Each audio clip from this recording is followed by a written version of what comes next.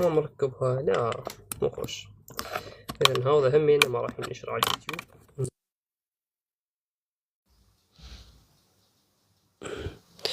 زين بعد شنو عندنا؟ هذا مكانها ما ننشر، هذا مستحيل ينشر على هالشفصات، مستحيل ينشر. والعراق كله قاعد، لا عندهم دوام ولا عندهم شيء، فيعني حبيبي والله ليش ما يدخلون؟ وعليكم السلام، هلو حسوني بالإكهام، أهلا وسهلا ومرحبا. حسوني ما عندك دوام شيء أكيد. وعليكم السلام ورحمة الله، أهلا وسهلا ومرحبا. هم عليكم السلام، شلونكم يابا؟ شخباركم؟ إن شاء الله بخير، أموركم، حياتكم، دنيتكم، دوامكم. شو رأيك ببلينغهام كلاعب رقم 8؟ والله على حسب المنظومة اللي حوله، يعني كلاعب ممتاز، إمكانياته جدا حلوة، حتى قبل لا ينصاب أو بالموسم الأول أثبت هذا الشيء. ظهر دوامي، أسوأ أنواع الدوامات. وهلا مهدي، حياك الله. وعليكم السلام ورحمة الله، هلا وبيكم، أهلا وسهلا يا ولد. شنو علاقتك ببايرن باريس سان جيرمان؟ اشجعهم اثنيناتهم. ابشرك انزو فرنانديز لريال مدريد، هذا شيء متوقع لانه هو من زمان يلمح، من ايام بنفيكا صراحه، انا احسه جاي يلمح. فحبيبي والله شكرا صديقي على الكريبه، رد زيته، شكرا. شلونها بلاعيمك؟ والله بعدها ماكو فايده، انا يعني بعدها تعال تاذيني صراحه بالقوه. شو كسا اشرب ماي.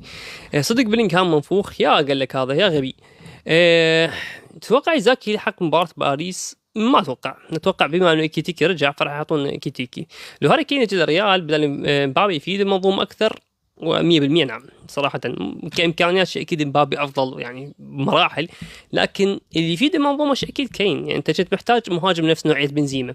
ناقد شنو اسمك؟ اسمي محمد. البارح طلع بتصريح قال حلمي يعيش بالمدريد. مو حلمي، قال اي اوكي نوعا ما هيك شيء. شكرا على الكريبر صديقي، حلوه هاي الهديه، ما اعرف شنو فائدتها بس حلوه. يقولون لاعب محدود بلينغهام، بالعكس امكانياته كلش حلوه من ايام ما كان ويا دورتموند، والاحصائيات اللي قدمها اول موسم والاشياء اللي حسمها كان حرفيا قريب من الكره الذهبيه، لو شوي مقدم ويا المنتخب مالته. وعليكم السلام، هلو فلاح، حياك الله. يمعود. شوف هذا شو وقت فتحت بث خدعتني توني، شو اسمه، توني فتحته. رايك بانسيني؟ والله لاعب حلو، يعني يعتبر افرج متوسط، لا هو كلش قوي ولا هو لاعب سيء، فقدم مواسم حلوه يا نابولي. بس طلع من وقت من نابولي. برايك مهاجم يفيد برشلونه؟ قلنا الفاريز صراحه بالوقت الحالي، واذا ماكو الفاريز فتقدر تجيب موهبه شابه تستفاد من عدها بالوقت الحالي. بس اغلب الصحف تقول راح يجددون عقد ليفاندوسكي ويجيبون مهاجم شاب، فما اعرف انه هذا المهاجم الشاب. شتوتربرغ افضل من باستوني. شتوتربرغ افضل لكن اصاباته هواي صراحه. شكرا حسوني صديقي. وعليكم السلام، هلا والمكسيكي، حياك الله. اردا جولر لاعب متطور. شو تقول؟ نعم متطور، لكن مرات احس ماخذ القيمه الاعلاميه بشكل مبالغ به، يعني مو ذاك اللاعب السوبر، يعني مو نفس بلينغهام اول ما اجى. لو انزو نظام ريال مدريد، هو هيك لاعبين تحتاجونهم انتم. ما لعب امريكا كلش مو زين، او ملاعب امريكا اوكي من زمان ندري بيهم، لان هاي ملاعب مخصصه للركبي اللي هو كره القدم الامريكيه، مو كره القدم اللي احنا الاوروبيه اللي نعرفها هنا. شو رايك بالكره الذهبيه 2018؟ ظالمه وغير مستحقه، ونشر فيديو عنها. كافاني باريس نفس ديمبلي، يوم تسبه ويوم تمدحه وتسوي اسطوره. مطور قوي يمنه، يا الله يستر. وين انتم؟ منو اكثر لاعب تتمناه ببايرن وباريس؟ والله اكثر شيء هو من تشيلسي. احتاج مثلا بالمر ويا باريس، صانع لعب كلش ممتاز. احتاج مثل انسو فرنانديز ويا الفريقين، احتاج كايسيدو ويا الفريقين. احب هيك اللاعبين. توقعت المنتخب العراقي ممكن ما نتأهل. ما اتوقع. واسط، اهلا وسهلا. طفيت شنو طفيت؟ يا وطفى من عدنان لو انت.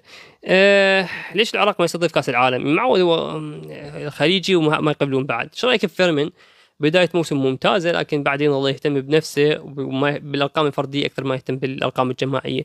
من الحارس المثالي بعد نوير. أوربيك أنا أشوف هو أفضل حارس بالوقت الحالي، لأنه يعني ماكو حارس على نفس المستوى اللي قدمه أوربيك صراحة. بلينغهام ماخذ اليورو، ياخذ الكرة الذهبية، نعم وبلا شك. رأيك بسيدورف؟ أسطورة من أساطير كرة القدم، هجوميا دفاعيا نقل الكرة كامل مكمل تقريبا. هل شتيجن يعتبر حارس جيد؟ نعم ليش لا، يعتبر من اساطير برشلونه بالنسبه لي بعد المستويات اللي قدمها من 2000 خلينا نقول 2015 لحد 2019. يا اخي وتقررت قاعد بالستة صبح وما تاهل عادي، يعني هاي كره القدم، سواء تتاهل او ما تتاهل انت نفس الشيء، لانه اذا تاهلت لكاس العالم انت هذا الشرف عظيم، لكن راح تطلع باكثر نتيجه مضحكه بالتاريخ. ليش استهزأت من قلت لك الحمدون ايس من بيلينغهام؟ تعليقك ما بيربط، يعني شو العلاقه شو اسمه، واحد مثلا يحب فيتينيا، هل ضروري انه يكون حمدوني؟ ما اعرف يعني.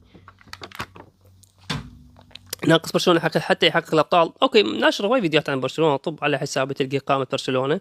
بالمختصر يحتاجون أظهرة قلب دفاع، في الأظهرة أهم شيء قلب دفاع مثل باستوني، خلينا نقول يحتاجون ارتكاز، لكن طلع برنال لاعب جيد مؤهل يلعب هذا المركز. حاليا تحتاجون جناح ومهاجم، ركز على المهاجم، عفوا الجناح على صفحة، فتحتاجون مهاجم.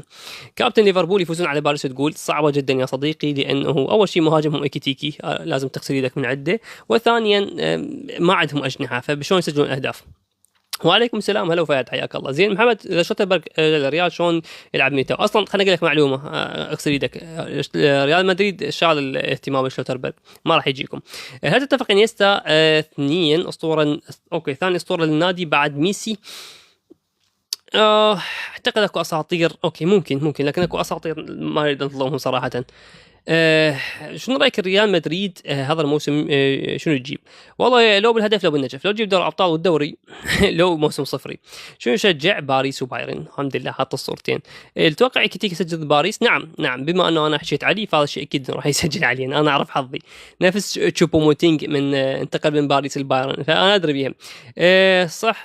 جواب بس بي نكهه خاصه، والله لا نكهه خاصه ولا شيء، انا بلاعي مطاقه وانتم قاعدين وساكتين تتونسون براسي. على العموم الشرف بيكم، انا عادي احب اسالكم مرات صراحه. يقولون رد ارجع المصابين، ريال مدريد راح يتدمر، شنو رايك بكلامهم؟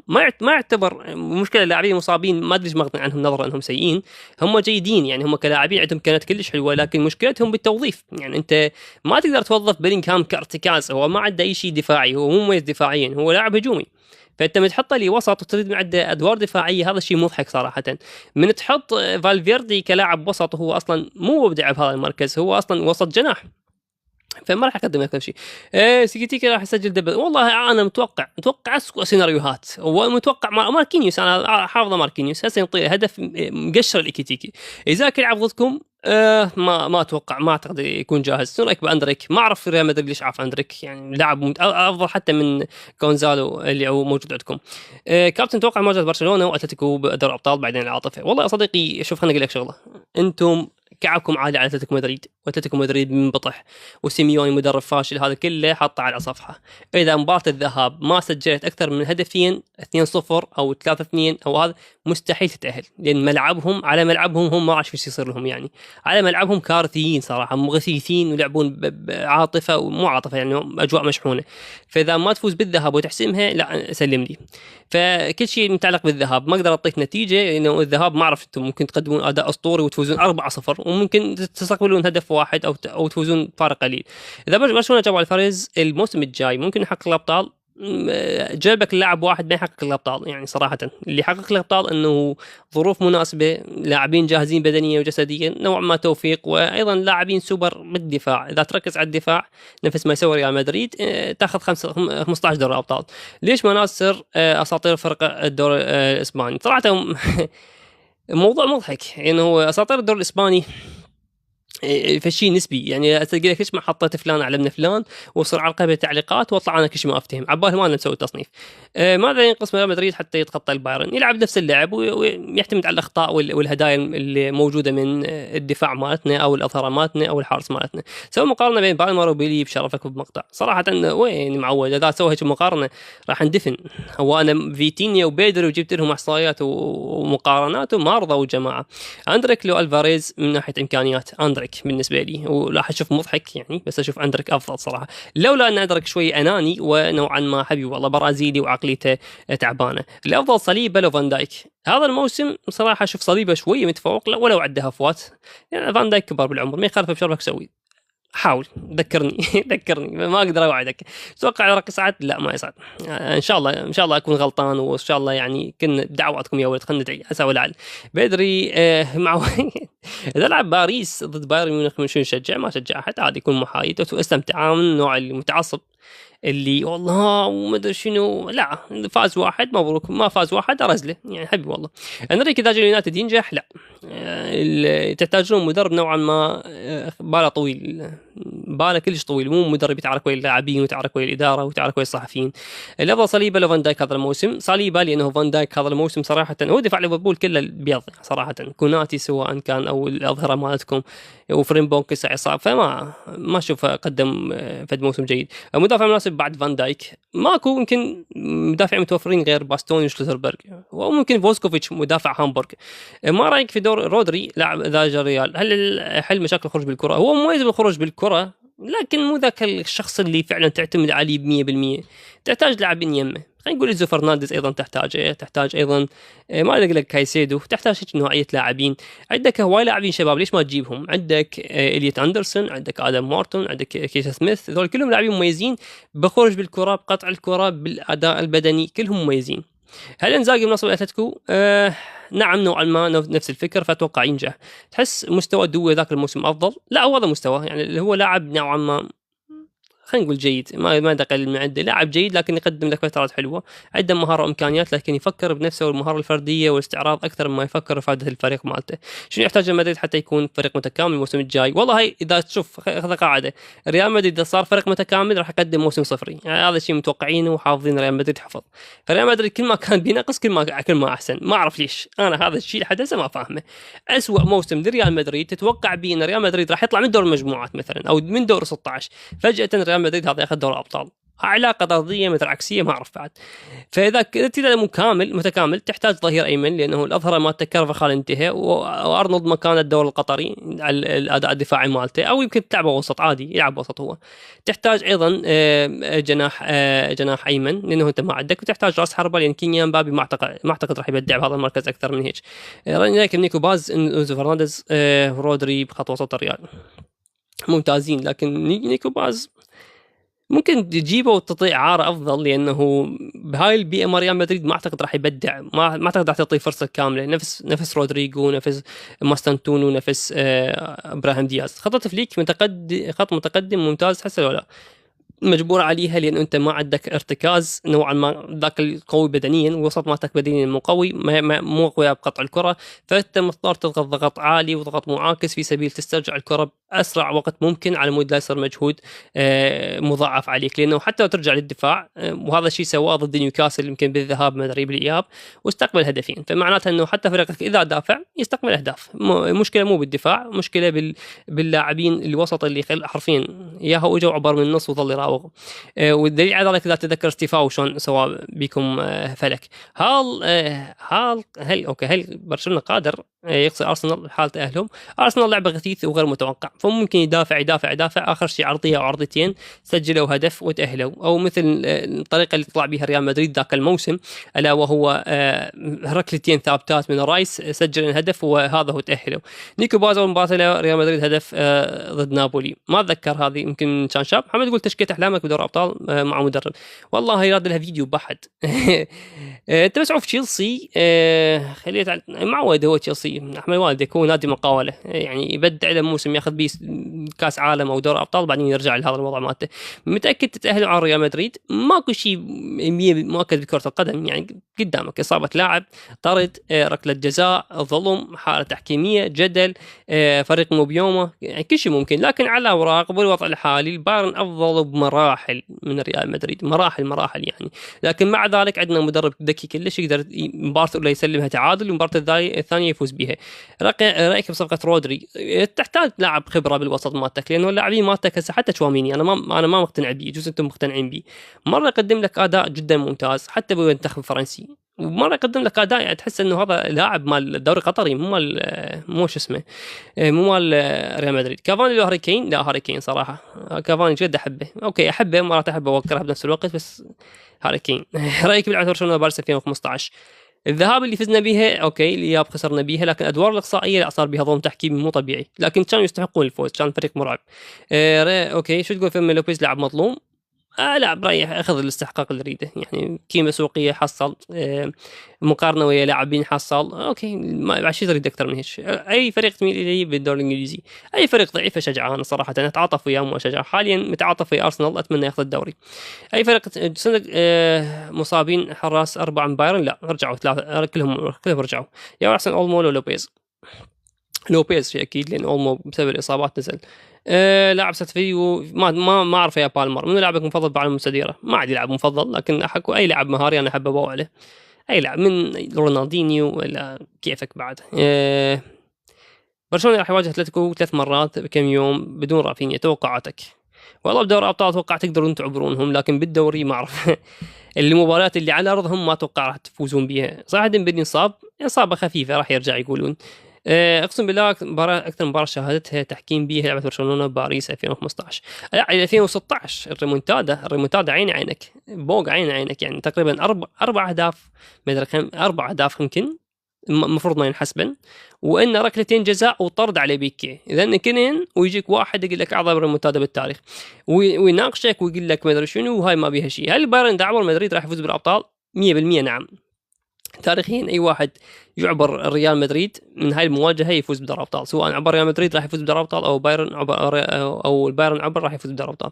بالمر منفوخ مو منفوخ، كان ممتاز لكن للاسف اصابات ورجع مستوى او نزل مستوى. بالعكس بيك عندك عقد برشلونه بدوري الابطال والدوري. ياهو ما فهمتك على شو اسمه، على اتلتيكو مدريد لو على باريس. شنو افضل لريال مدريد؟ يجيبون لاعب سوبر لو بالدفاع، لو يجيبون رودري؟ لا الدفاع اتوقع تجيبون الدفاع لازم، لانه رودريجر اتوقع راح يطلع ما حجز العقده، ويعني يعتبر لاعب منتهي ما لك علاقه بالمستوى اللي قدمه هسه حاليا. موسيالا شو كثير رجع والله ما اعرف، هم يقولون رجع لكن شو طلع له فيديو يبكي ما اعرف يعني. شو رايك بقرار بايرن لما باع بعد ليختس؟ والله ما اعرف عاده، ما فاهم ليش من باع هذا اللاعب يعني ما اعرف. كان مميز اوكي ارتكب اخطاء لكن ما اعرف.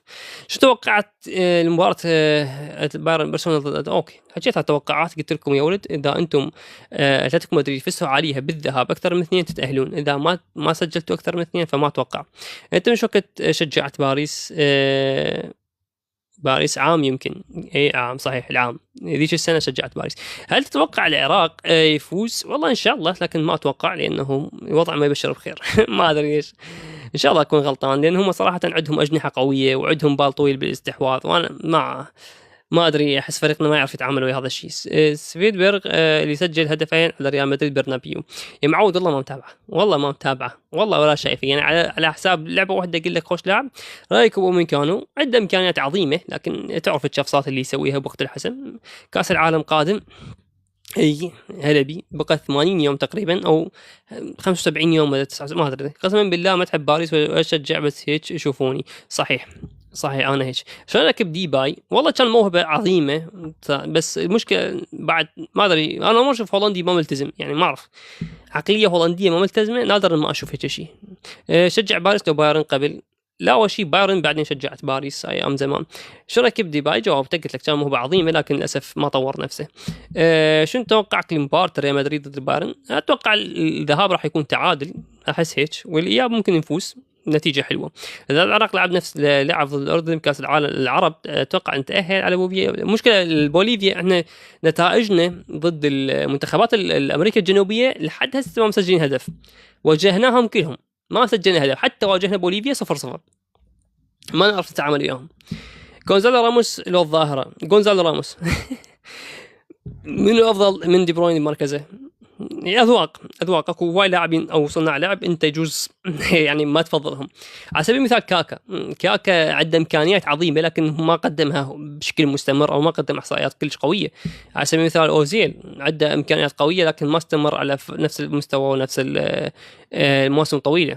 هل اورزبال يبقى في سوسيداد؟ معود هذا اورزبال ما شوف مستواه بس بوقت ريال مدريد وبرشلونه وضد منتخب اسبانيا. بايش لو ميسي بكيفك. توقع من يفوز بدوري الابطال؟ اتوقع البايرن هالسنه، منو اعظم نادي بالدوري الانجليزي؟ براي ليفربول صراحه بحكم انه 20 دوري و5 دور او 6 دوري ابطال.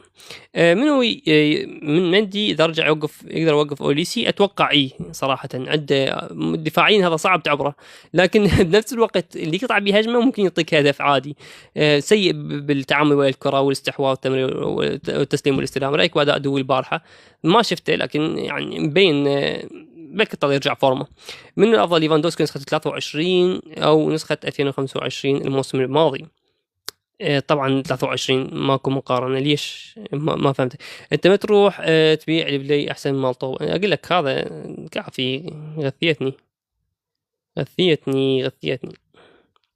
ما اعرف هاي البشر، ما اعرف شلون توكسيك ايش، ما اعرف. بنزيما لو سواريز، والله جاوبت على السؤال هواي، قلت انه سواريز نجح بهواي دوريات، هولندي، انجليزي واسباني، فبرأيي سواريز صراحة. لكن إذا دوري أبطال ممكن أختار بنزيما. بنصف النهائي البايرن مشجع، أكون محايد يا صوفي، ما عندي ديش العقلية التعصبية، عادي أكون محايد واستمتع بهم اثنيناتهم، واللي يخسر نلعب سلفة سلفة.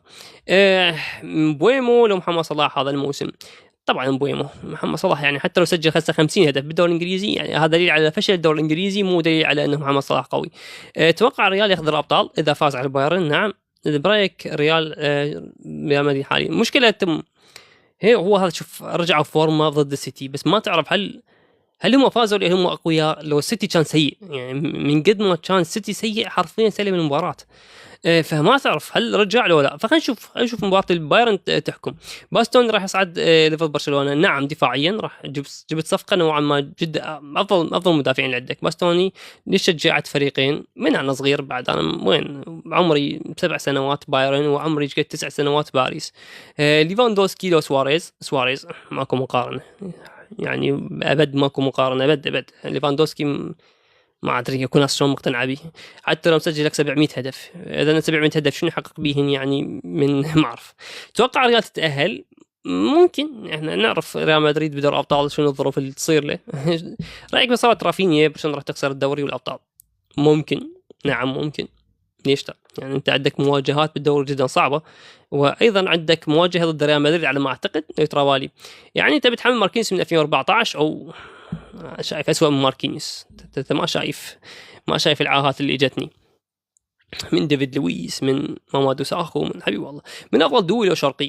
لا دوي نوعا ما نفس العقليه التعبانه، هذا يحب المراوغه والاستعراض، هذا يحب المراوغه واستعراض. افضل تكاز حاليا ماكو واحد مميز. لو تروح الموقع سوفا سكور او اي موقع عالمي حاليا جاي يقول لك انه كايسيدو، لكن انا جاي اشوف كايسيدو حاليا نزل مستوى، او زي لو دي بروين. مسألة ذوق شخصية يعني صراحة، اكو واحد يحب هذا النوع واكو واحد لا، يعني كل واحد وذوق على اكثر ولا اقل، نفس المستوى ونفس الاداء ونفس التمريرات ونفس الحسم ونفس تسجيل الاهداف. لكن بالنسبه لي دي بروين، لانه كان اكو هواي مباراه حسمها صراحه ضد ريال مدريد، ضد برشلونه وضد باريس. ليش متاخر اليوم البث؟ تعبان وبلاعين بعد تاذيني، توقعت بلاعين صارت زينه، توقع راشفورد يبدع ضد اتلتيكو بدون مساحات، ما يبدع صراحه، انا عارفه. وعليكم السلام، هلو بيدري حياك الله. من افضل نادي حاليا ارسنال ولا البايرن؟ طبعا بايرن ميونخ، لانه ارسنال خسر الكاس، يعني هو صح تافه الكاس ما له قيمه، لكن خسر الكاس نزل هواي من المستوى مالته، نزل هواي من المعنويات.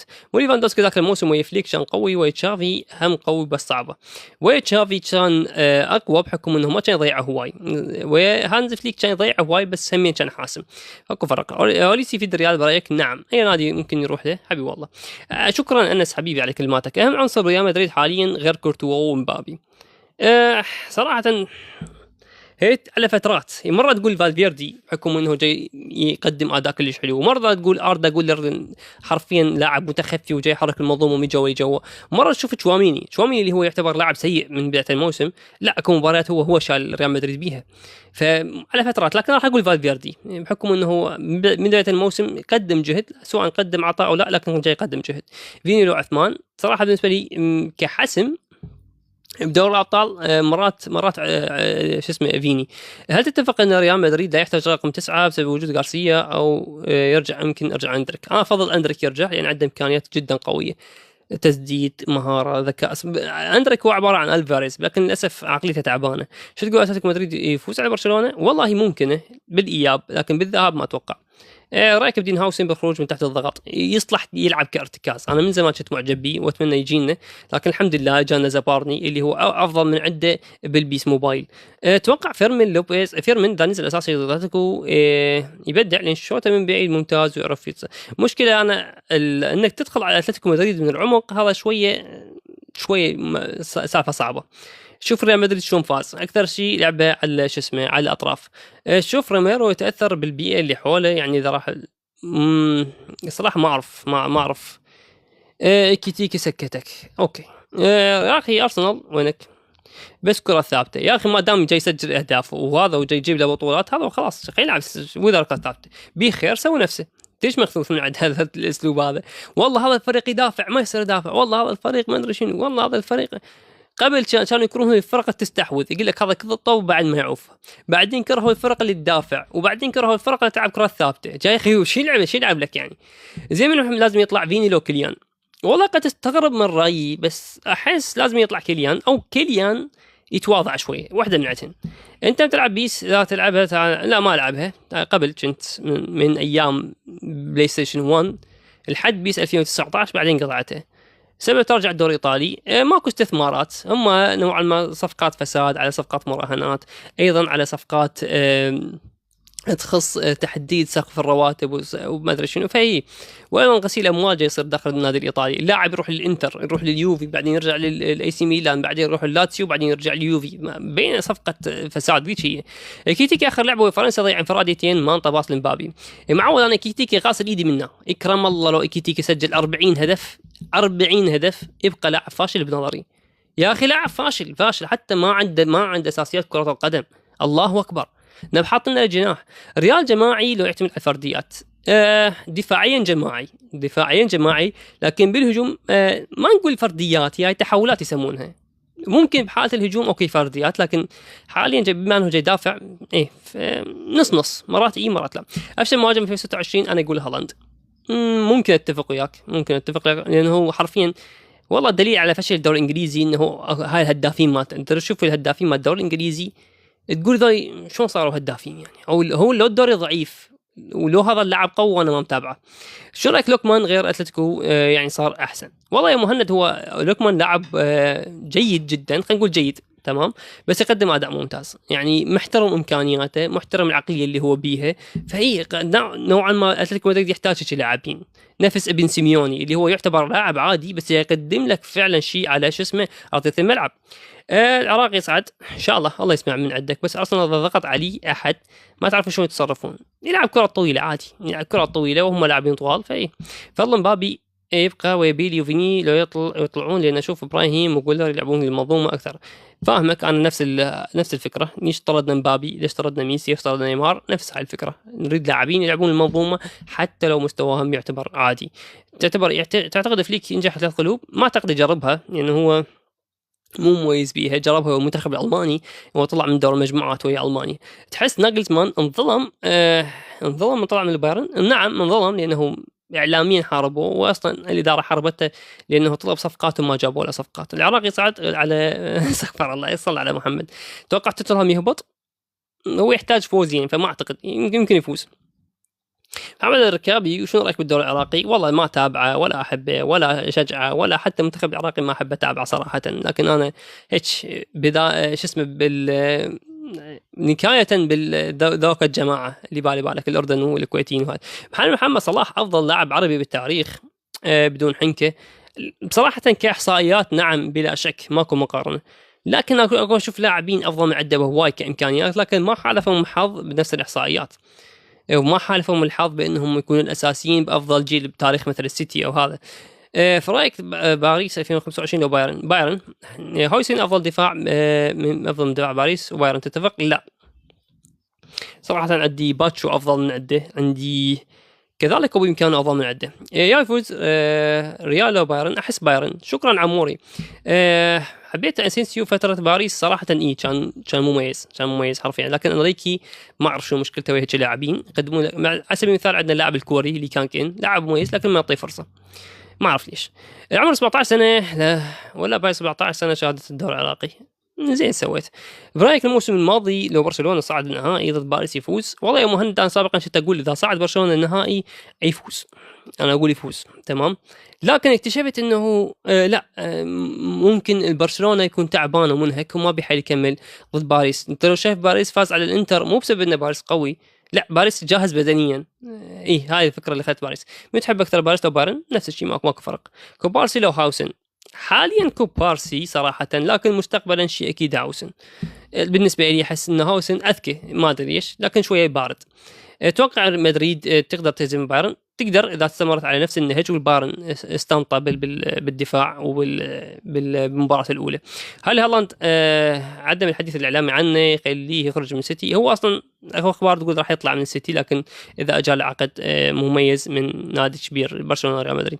توقع بايرن ياخذ دوري ابطال؟ بحيل الله نعم، لانه احس هو الفريق الاكمل او الاجهز حاليا. باريس بطل دوري ابطال، الله يسمع من عندك، سواء باريس او بايرن انا راح اكون جدا سعيد.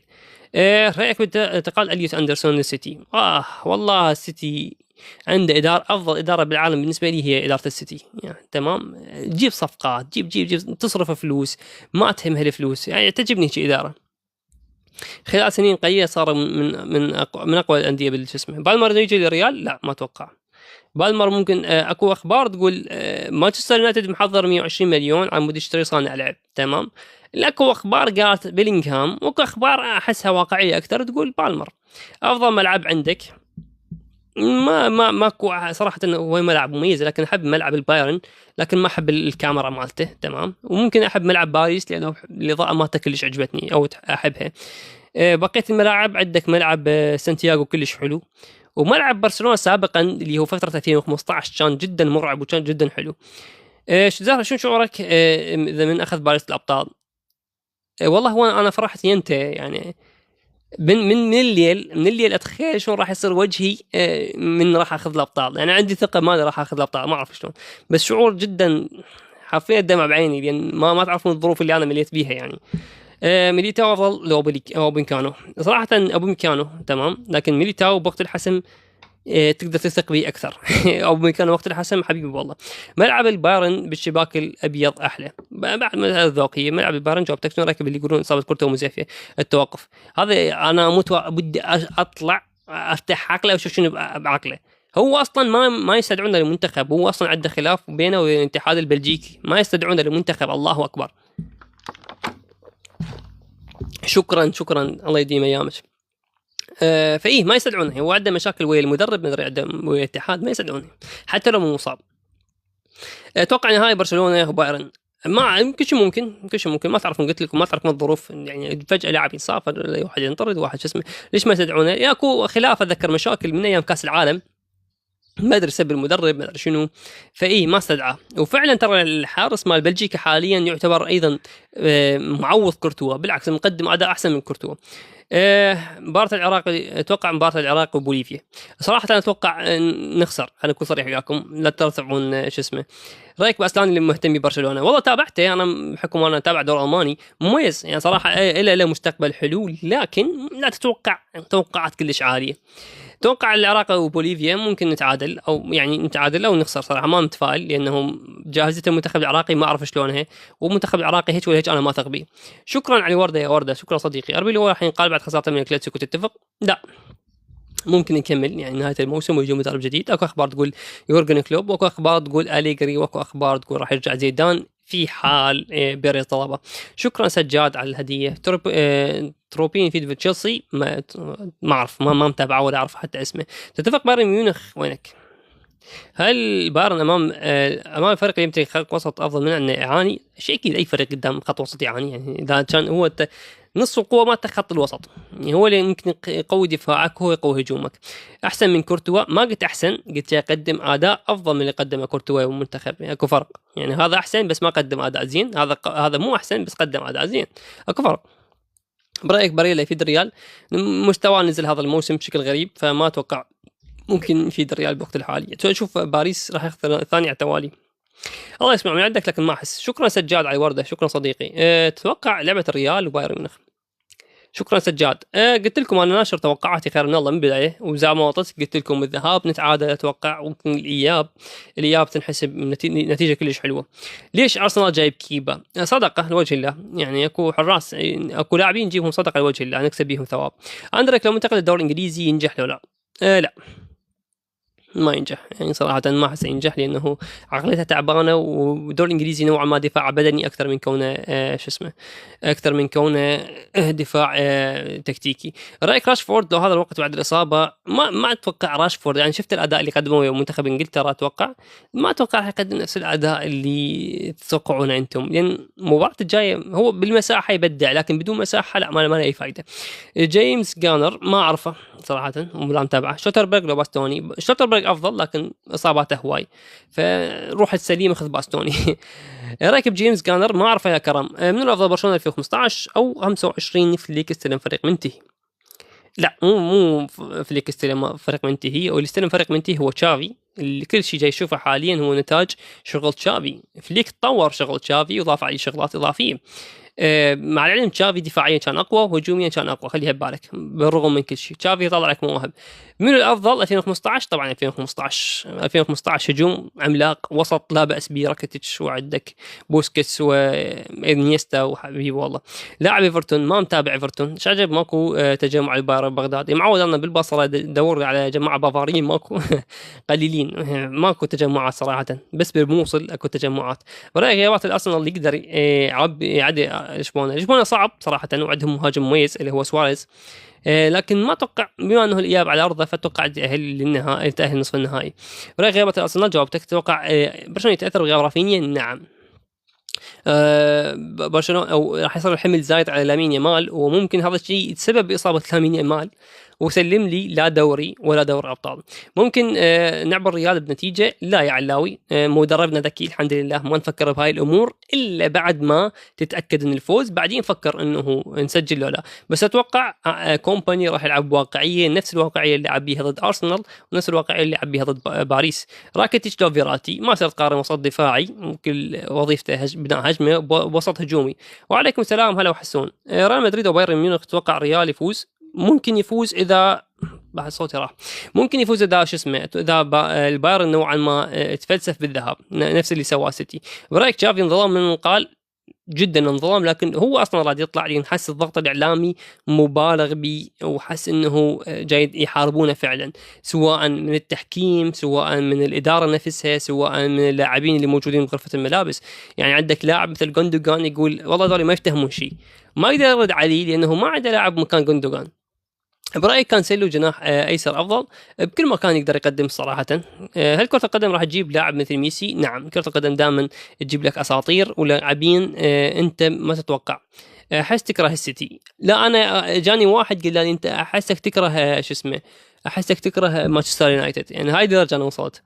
هل كرة القدم معود ما كان تصل على محمد، هل كرة القدم راح تجيب لاعب مثل ميسي؟ قلت لك ممكن، شو ممكن، بالعكس ممكن تجيب افضل من ميسي وافضل من رونالدو. يعني كرة القدم دائما تجيب لنا لاعبين ما نتوقع يعني انه راح يجون نفسهم، لكن بالظروف الحالية شوي اخذ وقت هاي السالفة. ديفيد سيلفا دي بروين، ستايلات كل واحد ذوقه، واحد نوعا ما نفس سالفة فيتينيا وبيدري، واحد أكثر إيجابية وواحد أكثر جمالية، بس نفس الفرق.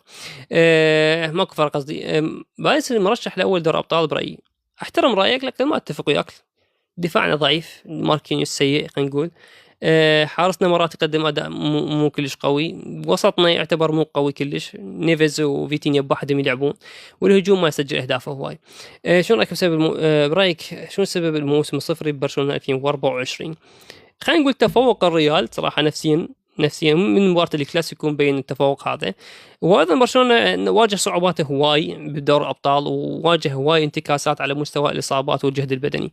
احس بايرن ميونخ بالذهاب يحصل جزاء والاياب ما انا اشوف انا سالفه الجهاز جهاز شنو جزاء من هسه اقول لك حبيبي والله. برايك يورو 2024 حلو؟ لا، وبقيت كنت اشجع ايطاليا يا حبيبي فتره كيزا اتوقع، لا مو هذا او هذا 2024 اتوقع الفاز به اسبانيا، يمكن مو مضغوط من تشيلسي اللي عندهم لاعبين صحيح. برايك لامين بالمستقبل يبقى برشلونه ويصير اسطوره؟ ممكن ما تكون عنده هاي العقليه، احس انه ممكن يطلع، عندي احساس انه ممكن يطلع اذا ما قدموا نفس الراتب اللي كان ياخذه ميسي او هيك شيء. يعني هو حرفيا كظم ايدهم توجعهم، معود دفاعك ضعيف ترى طبيعي، يعني شيء عادي. لا مو شيء عادي، انت ما شايف ماركينيوس، انت الله ما بيبتليك بماركينيوس، انت من الله يبتليك بكم مدافع يلا تحس بيه. بعض برشلونه عرفوا شنو انا جاي احس، ان عندهم اروخو، وعرفوا شنو انا جاي احس ويدن روما لان عندهم تيرشتيجن. بايرن ميونخ هذا هجومهم جاهز يحلم ريال مدريد يفوز. يا مرتضى احنا ما نريد نبالغ هجوميا، الهجوميا احنا نقدر نسجل اهداف، لكن قل لي دفاعيا هل عندك اظهره؟ لا. هل عندك ارتكاز؟ لا. هل تثق بابو مكانه والثلاجه اللي يمه؟ لا. هل تثق بالحارس؟ انا حتى نوير قمت ما اثق به صراحه، يعني مع اسطوره على عيني وعلى راسي، بس احنا ننظر باخر مباراه شلون شو اسمه طه هدف تافه، ولو طلع ال 20 هدف لكن طه هدف تافه. ديفيد سيلفا ودي بروين ماكو فرق، هذا جمالي هذا اكثر مباشره، يعني فانا احب دي بروين اكثر لانه اكثر شو اسمه. ماركينيوس افضل مدافع بتاريخ باريس. حبيبي واضح انك متابع قوي لباريس. مصمم حياك الله وعليكم السلام. مع وضد بقاء راشفورد؟ لا ضد. اتوقع طلع لاعب شاب من اللماسيه افضل، تعطي فرصه البردخشي افضل، تعطي فرصه للاعب شاب من اللاعبين اللي عاره اللي جبتهم افضل. راشفورد يعتبر عمره كبير، ثانيا اداء ما يتطور نفسه ومزاجي، وايضا اصاباته هواي، يعني كل ساعه ينصاب بالوقت اللي تحتاجه انصاب. شو رايك بسيناريوهات اللي تصير ببرشلونه؟ معود انا ما اعرف سيناريوهات اسوء من عندها، فعادي هاي كره قدم. صلاح لو بيل؟ والله هذا السؤال جدا ملغم يا ولد، جدا ملغم، لكن كامكانيات شيء اكيد جارث بيل يعني صراحه كان اللي متابعه من ايام توتنهام راح يعرف جارث بيل شنو كان. رايك بتونالي واندرسون؟ ممتازين، وما اعرف ليش الانديه لحد هسه ما متعاقدوا هيك لاعبين.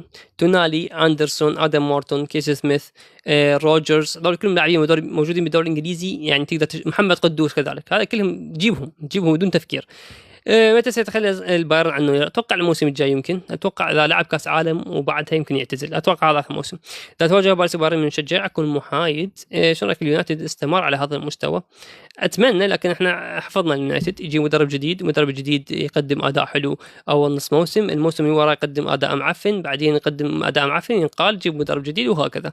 توقع اذا عاد بلينغهام الاصابه راح تصير مشكله خط الوسط؟ نعم، اذا المدرب ما عرف يوظف موظف بلينغهام بالمكان الصحيح. شو رايك بسحب قلب الدفاع أو اللقب انستغلال المغرب؟ أول شوف خلينا نحكيها بواقعية. السنغال انسحبت المباراة، إذا توافقنا على هذا الرأي راح أقول لك أوكي خلاص يستحقون اللقب وماكو بيها أي مشكلة. لكن إذا تقول لي ما انسحبوا فأنا أقول لك أوكي هذا هو معناته السنغال تستحق، لكن القانون يقول إنه إذا المدرب طلب الانسحاب من الحكم خلاص هذا يعتبر خاسر بغض النظر إذا طلعوا اللاعبين، هذا خاسر. فايه هذا اللي صار. شنو رايك باي سي ميلان والاداره تعاقد مع مهاجم عمره 18؟ اداره اي سي ميلان متخبطه، مرات تقدم صفقات جيده ايام مالديني وزلاتان، ومرات تقدم لك من قاله وقدموا اشياء سيئه. هل فيسينيك يرهم منظومه تشيلسي؟ ما ادري صراحه، تشيلسي من برشلونه، منظومه برشلونه ما واحد يتقلم بيها. شفنا ارثر ميلو، شفنا كوتينيو، شفنا وايد لاعبين. السنغال تتضرر بطولة أفريقيا، أنا ما يهمني، أنا لا أفريقي ولا حبيبي حياك الله مصمم. أتوقع إذا ترجع فورمة جمال السابقة يا ولد، اللاعب واحد ما يقدر يغير لك في شيء، تمام؟ يقدر يحسن لك مباراتين 3 4، لكن ما يقدر يجيب لك بطولة بواحدة. شو رأيك بكاسيدو؟ هل يفيد الريال؟ نعم يفيد الريال بالوقت الحالي، لأن أنت ما عندك لاعب مميز بقطع الكرة بالوقت الحالي. هل جنابري أفضل لاعب 10 بالعالم حاليا؟ هدي يا صوفي، صلى على محمد، استغفر ربك صلى على محمد، أكو غيره.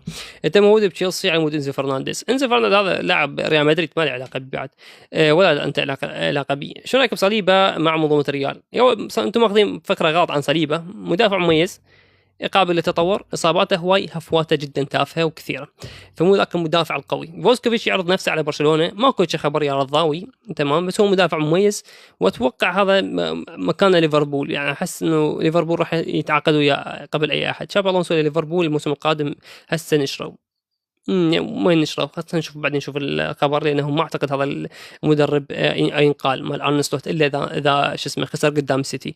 باستوني شلونه؟ مميز ايضا عنده هفوات، لكن عنده ميزات جدا ممتازه. بناء اللعب، يلعب بالقدمين، عنده ثقه بنفسه، ولكن الرأسيات ما تنساها، رأسياته جدا سيئه، يعني بالركنيات انساها، ما اعرف ليش. منو مرجح يفوز بدوري الابطال هاي السنه؟ العقل يقول البايرن، تمام، والقلب ما تيجي البايرن، لكن ما تعرف ريال مدريد شنو دور ابطال. لايمر يلعب ضد ريال مدريد، نعم. امريكا تصنيفه 15 تصنيف فيفا. معود ترى المنتخب الامريكي يعتبر قوي، يعني ادري بك ما تتابعه وهذا، بس دوريه قوي، يعتبر قوي، ما له علاقه بالاراء الثانيه. وايضا منتخب يمتلك عناصر جيده، هو بطل الكونكاكاف اللي هو فاز على المكسيك اتوقع. آيت نوري مظلوم مع جوارديولا. انا احتارت وياه، انا نفسي احتارت وياه، مره اشوفه دفاعيا جيد هجوميا لا، مره اشوفه هجوميا جيد ودفاعيا لا. وينك؟ اتوقع كلوب ينجح في ريال مدريد شيء اكيد. من اللاعب تشتاق له تشوفه من اللاعبين حاليا ذكرك بيه؟ صراحه انه هواي لاعبين، بس انا قمت اشتاق واحن الفتره مال كريستيانو رونالدو وميسي صراحه. ما حسيت استمتعت بيها، الدراسة منعتني من هواي مباريات، ما لحقت على فتراتهم ب 2008 صراحة. كل الناس كانت تحكي عن رونالدو، و 2009 كانت تحكي عن ميسي، بس أنا ما تابعتهم بهاي الفترة، تتمنى أتابعهم مرة ثانية. قلت لك تتابع براشفورد، لا هذا خبر كاذب، ما أوكي تابع جزء بالتلفزيون. تمام. مباراة الريال كنتيجة 1-0 أو 2-0 بوليفيا. شو رأيك نيمار حاليا؟ والله أذكى شيء سوى أنشيلوتي بتاريخه كله إنه ما استدعى، عمود يصير هذا اللاعب شغف مرة ثانية، إنه عندك هدف، بما إنه عندك هدف وعمرك يسمح إنه تقدم شيء، حاول على موده، حاول جهز نفسك على مود تقدم شيء. إذا رجع راح يغير هواي من البرازيل. برأيك فان دي في مظلوم إعلاميا؟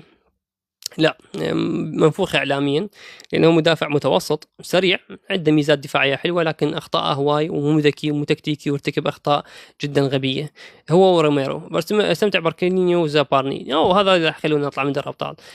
بيها مجال نسأل على غير الطوبة، اسأل لأنه بلاعمي بعد راح أطق وراح أطفي اللايف. ما صارت ساعة، ما صارت ساعة أبي والله. تواجه البايرن باريس، تشجع أنت كن محايد ما له علاقة، من أفضل لاعب إمكانيات حاليا.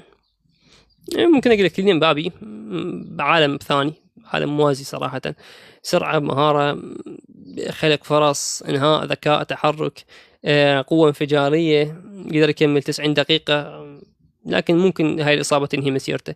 تونالي يرهم للبايرن، نعم، ولو احنا عندنا تجارب وهيك لاعبين، جانا ريناتو سانشيز وفشلت، لكن اتوقع تونالي عقليته تختلف. لو نفس الخيار، لان هذا ايضا عنده مراهنات وعنده شيء. برايك افضل مدرب للبرتغال كيف يفوز مدرب جيسوس، مدرب النصر حاليا، هو افضل مدرب بتاريخ البرتغال بالنسبه لي يعتبر، يعني كمسيره، كالقاب، كاحصائيات، هو افضلهم، حتى افضل من مورينيو. شو رايك بتونالي مع منظومه باريس؟ هو اي لاعب وسط يرهم البايرن يرهم الباريس سان جيرمان، سبحان الله، ما ادري ليش. اتوقع نفس الافكار مال كومباني، هي نفسها افكار شو اسمه روماريو البرازيلي، ما ملحق عليه، لكن كنت احبه لان كنت العب بيس 2000 اليابانيه، ما اتذكر ايام البلاي 1. شو رايك بقسم الترجمه؟ والله حلو، لكن لا تقول لي قسم الترجمه قسم الانجليزي، يعني تختار ترجمه انجليزي، اختار لك لغه ثانيه رحمه والديك. تنصح برشلونه تجيب جناح بدل رافينيا؟ نعم، لازم الانديه تكون عندها عقليات استثماريه نفس ريال مدريد. مهما كان هذا اللاعب اسطوره، مهما كان هذا اللاعب ممتاز، بالوقت اللي تحصل سعر مناسب بيعه وجيب لاعب تستفاد من عنده، لانه احتمال هذا اللاعب يقدم لك هذا الموسم والموسم اللي بعده، بس بعدين خلاص انتهى وسعره راح يطيح، يصير بالنص. من افضل مدافع حاليا، ماكو مدافع مستوى ثابت، كلهم صراحه بيض هذا الموسم، لكن ممكن اقول لك بالمركز الاول صليبا، عندك جابرييل، عندك باتشو، عندك اوباميكانو، عندك ايضا دين هاوسن قدم فتره مستوى جيده، وايضا كوبارسي. شلون المنتخب يفوز باكر؟ بدعائنا فقط، حتى يأذن وسد البث. هو شو وقت يأذن؟ أنا بلاعبي كلش قام تأذين صراحة، بعد ما بث إنه بالليل عندي بالليل دوام، فما أقدر أبث. برشلونة ممكن يفوز بدوري الأبطال هاي السنة إذا قوى دفاعه وتعامل بالعرضيات مالت الأرسنال والكرت الثابتة، فأقول لك ديفيد نيريس موهبة ضائعة، من أفضل فيتينيا لو فالفيردي، ما يصير تقارن. فيتينيا يعتبر، ولا هو يعتبر ارتكاز للأسف، يعني هو مرتكاز بس يعتبر ارتكاز، وظيفته بناء اللعب ونقل الكرة وبناء الهجمة وصناعة الفرص. فالفيردي لا، لاعب بدني، وظيفته تختلف اختلاف جذري عن الأدوار اللي عند فيتينيا. إيمري لو لايمر؟ لا، لايمر بحكم انه يقدر يلعب اكثر من مركز، اكثر من زاير ايمري. من افضل رودريجي ينجح اذا اجى ريال مدريد؟ نعم ينجح، لكن موسمين، واتوقع حسب توظيف المدرب له، ممكن اذا وظفه كارتكاز وبين قلوب الدفاع راح ينجح نجاح جدا قوي، نفس النجاح اللي ويا سيتي، لكن بعد انت والاصابات مالته. اتوقع امبابي ممكن يعوض كريستيانو رونالدو في السنوات القادمه. كريستيانو اول شيء ما يتعوض، تمام، ما يتعوض. ممكن يعبر كريستيانو رونالدو بالارقام، انا اقول لك اياها ممكن يعبره، لكن مو معناته ان مبابي افضل، اما كمسيره وكارقام وكاحصائيات وكمدري شنو انه افضل من ارقام كريستيانو رونالدو. بكل اختصار رونالدو اللي سواه بدور ابطال يختصر كل شيء. يتعوض كريستيانو؟ ما يتعوض. بدور ابطال مستحيل احد يقدر يعوض كريستيانو رونالدو، مستحيل. دوكو يفيد برشلونه؟ نعم، دوكو لاعب عالمي جدا لولا الاصابات اللي الساعه تجي. من المنتخب اللي راح يحقق كاس العالم. نشرت فيديو قلت انه ممكن عندنا اول شيء مرجح الارجنتين منتخب الفيفا المدلل، وايضا عندنا اسبانيا، عندنا فرنسا. هذول المنتخبات كلش قويه، ولكن احنا صراحه نتمنى البرتغال على مود كريستيانو رونالدو. ايش قد نسبه فوز باريس بالابطال؟ صراحه ما اعرف، يمكن 20% خلينا نقول. نسبه الفوز جاوبتك. اتوقع ريال يفوز اذا نوعا ما دفاع قوي بالمباراه الاولى. بهالحاله راح يكتسب ثقه وممكن يفوز علينا اذا احنا ننطي اخطاء او خطأين او ثلاثه. كم نسبه تاهل باريس سان جيرمان على ليفربول؟ اتوقع 90%. ما اعتقد ليفربول عنده فرصه، مو لان ليفربول مو لان باريس قوي، لان ليفربول سيء. بايرن شلون راح يلعب بدون اظهره حقيقيه؟ مشكلته انا ما راح اتعاطف. يعني احنا قد صار لنا 3 مواسم نصيح يجيبوا لنا اظهره، ما حد يجيب. ديفيس يلا هسه يرجع ديفيس، والله باكر يرجع ديفيس، والله عقبه يرجع ديفيس، وهكذا. انا اشوفك تحتاج في باريس وبايرن لعب مقاتل مثل سوبوسلاي، شيء اكيد. يعني هذا اي واحد سواء سوبوسلاي او فالفيردي او يعني هاي اللاعبين، نوعيه اللاعبين اللي حرفيا يعطونك جهد او قيمه مقابل اداء. فايه احتاجهم ذولي شو اسمه، احتاجهم بفريقي. بروح عمرك لا تعتزل يا معود. انا وانا بديت حتى اعتزل نفس هذا قل له كم هدف مسجل بحياتك؟ قل له وانا مقول. ايطاليا اذا تعرف منو مجموعتها خذت تتاهل. يعني انا احس اكو فشي راح يصير. توقيت شتوي لو صيفي؟ ما فهمتك. مال دور ابطال احب الصيفي اكثر. شلون الارجنتين دليله؟ معود خليها زكته. عندك معلومه الارجنتين ما راح تواجه فريق قوي لا بالمجموعات، لا بدور المدرج قد، لا بدور 16 لحد الدور 8 ممكن تواجه فريق قوي. نسبة فوز برشلونة بالأبطال بصراحة ما أعرف. يعني أنا أول شيء الإصابات اللي جت هسه والفرق اللي راح يواجهها، فما أعرف الفرق اللي تواجهها مزاجية. مرة أشوف فريق قوي، مرة أشوف فريق ضعيف، فمو فريق سيء يقول هذا راح يفوز، لو مو فريق جيد يقول هذا راح يخسر. لازم جنابري يلعب ضد ريال مدريد، لازم. والله افضل جنابري وايضا موسيالا، اتمنى يكونون جاهزين. كيزا هو جاي راجع برايم يورو 2020 ضدكم. والله كل شيء اتوقع. انا قلت لك متعود على السيناريوهات هذه. يعني ليش تكره ايكيتيكي؟ ليش اكرهها؟ ما باي كورتي معودين. ليش بيكم انتم؟ ما اكره احد انا، والله ما اكرهها. سكاوز راح يسحقون الدجاج. انتم ليش تكرهون توتنهام؟ تن البصره. نعم. ليفربول اذا قرر ان تشابي الونسو سيكون مدربه الموسم المقبل سبورت بيلد.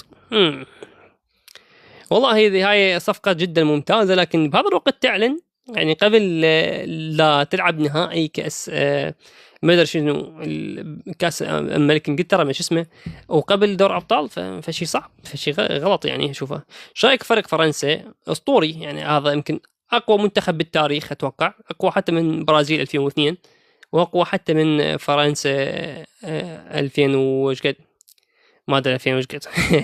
المهم 1998. ايه فايه يعني فريق قوي. بس مدرب سيء. جواو نيفيز اذا جاء عرض ب100 بيع؟ لا، بعده صغير وممكن يتطور يكون افضل لاعب من افضل لاعبين وسط بالعالم. وليس ايش راح يسوي بمدريد؟ والله اذا مندي نزل قدامه ما اتوقع يسوي شيء. وليس ايش راح يسوي؟ ناغلسمان يفيد تشيلسي؟ لا، تحتاجون مدرب نوعا ما مقاول اصلي، مقاول نفس ارتيتا يبني لكم بعدين يطلع. تداوم بالمواني لو بالتعليمي؟ لا بالسياب. شنو رايك بهذا بريال مدريد هذا الموسم؟ والله نعطيه 5/10 بما انه بعده ما حقق شيء تمام، لكن عنده فرصه يفوز بدوري الابطال وعنده فرصه يفوز بالدوري. على العموم يا ولد انا احس نفسي كل تعبت صراحه، جدا تعبت.